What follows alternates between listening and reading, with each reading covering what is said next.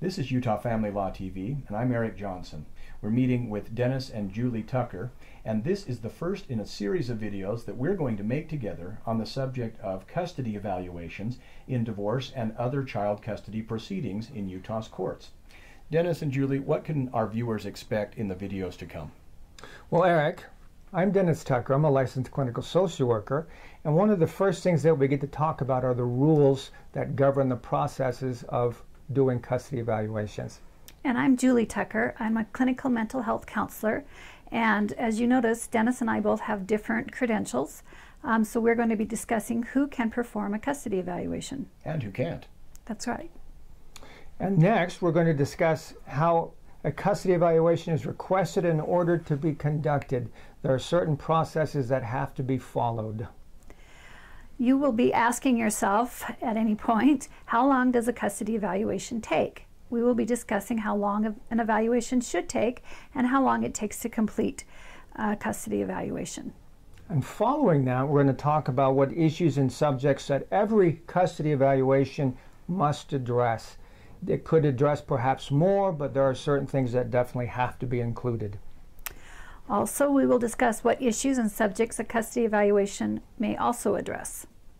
Then we're going to talk about the necessary steps required in every custody evaluation, and that will be important to take note of.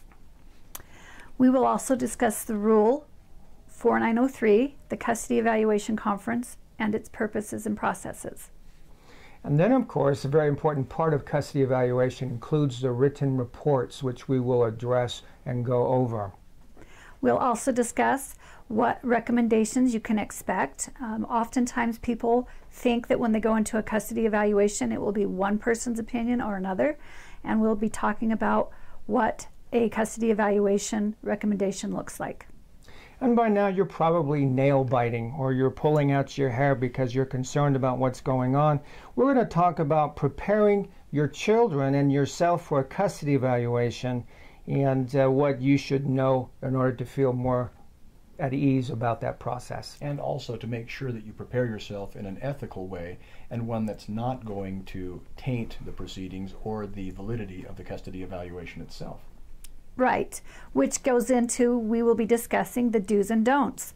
There are things you do want to do, things you do want to say to your custody evaluator, things you do want to present, and things you don't want to do, and we'll be discussing those things. And lastly, we're going to talk about how the custody evaluation needs to be an evidence-based evaluation. And we'll look at things that are considered to be evidence and what may not be evidence. So we hope that you'll enjoy this series, and we hope that you'll stay tuned as the new videos come up. Thanks for watching. Thank you.